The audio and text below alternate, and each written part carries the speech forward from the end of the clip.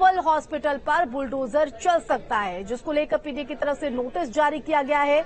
इसको पहले ही सील किया जा चुका है और अब प्रयागराज विकास प्राधिकरण पीडीए ने हॉस्पिटल की बिल्डिंग को अवैध तरीके से बनाई गई बताया है और इसके लिए नोटिस भी चिपका दिया गया है।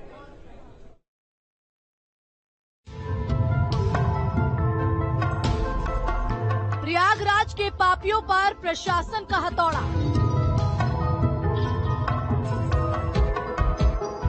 हथियारे अस्पताल का बुलडोजर लेगा हिसाब। प्रयागराज विकास प्राधिकरण ने ग्लोबल अस्पताल को 28 अक्टूबर तक इमारत खाली करने के लिए नोटिस जारी कर दिया है। प्लेटलेट्स की जगह डेंगू पेशेंट को मौसम्मी का जूस चढ़ाए जाने के मामले ने तूल पकड़ लिया है और अब इस पूरे मामले में पहले से seal global hospital and trauma centre की जो बिल्डिंग है उसको नोटिस इशू किया गया है और ये कहा गया है कि 28 तारीख तक आप इस बिल्डिंग को खाली कर लें। इसके ध्वस्तीकरण का नोटिस पीडीए यानी प्रयागराज विकास प्राधिकरण पहले ही पारित कर चुका है। तो यहाँ पर आप देखें अस्पताल के सामने नोटिस लगा हुआ है जोनल अधिकारी प्रयागराज की तरफ से। जो ग्लोबल हॉस्पिटल की बिल्डिंग है उसकी जो मालकिन है श्रीमती मालती देवी के नाम पर, और लिखा है कि आप इस बिल्डिंग को यहाँ पर अगर देखें तो ये लिखा है कि प्राधिकरण से अपेक्षित अनुमति प्राप्त किए बिना भवन का निर्माण कराया गया था, जिसके लिए आपको कारण बताओ नोटिस जारी किया गया था और दिनांक 3/9 को ये नोटिस जारी किया गया था, जिसकी सुनवाई के लिए 17 और 5 की डेट रखी गई थी। लेकिन आप उपस्थित नहीं हुए और न ही आपके द्वारा स्वामित्व संबंधी अभिलेख एवं शमन मानचित्र प्रस्तुत किया गया, जिसका ध्वस्तीकरण आदेश 11/1 यानी 11 जनवरी को पारित किया गया है। ग्लोबल अस्पताल तब सुर्खियों में आया था जब उसने डेंगू के एक मरीज को ब्लड प्लेटलेट्स के बजाय नकली प्लेटलेट्स चढ़ा दी। मरीज को प्लेटलेट्स की जगह मौसम्मी का जूस चढ़ाने के आरोपों से घिरे प्रयागराज के झलवा के global hospital and trauma centre को प्रयागराज विकास प्राधिकरण ने 28 अक्टूबर तक इमारत खाली करने के लिए नोटिस जारी किया है। प्राधिकरण ने इमारत को अवैध रूप से निर्मित करार दिया है।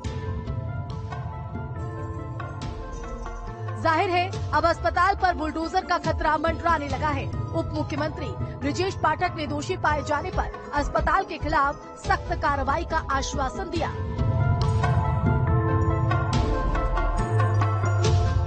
काले मुनाफे का खेल 8000 में जिंदगी का सौदा।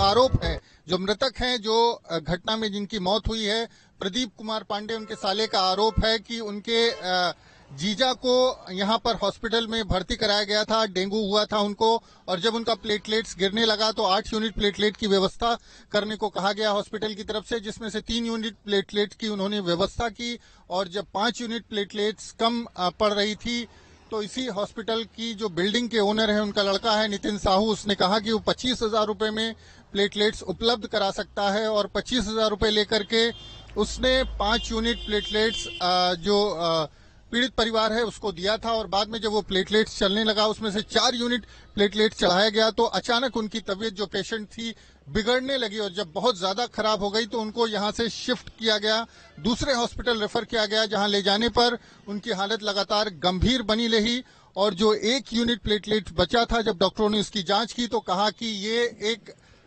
जो आपने प्लेटलेट्स चढ़ाया है ये दरअसल प्लेटलेट्स नहीं, केमिकल मिला हुआ मौसम्मी का जूस है। और आजकल कोई रैकेट काम कर रहा है जो इस तरह से डेंगू पेशेंट्स को मौसम्मी का जूस, प्लेटलेट्स की जगह मौसम्मी का जूस और केमिकल चढ़ा रहा है और उसके चलते कई पेशेंट्स की हालत गंभीर हो जाती है। और चूंकि जो प्रदीप कुमार पांडे थे उनकी जो स्थिति थी, उनकी किडनी, उनके तमाम वाइटल पार्ट्स डैमेज हो चुके थे। उनकी अटेंडेंट एसआरएन ब्लड बैंक से अपना प्लेटलेट और ब्लड के अरेंजमेंट के लिए गए और अपना प्लेटलेट जो है शाम को जो है अरेंज करके 5 यूनिट लेके आए।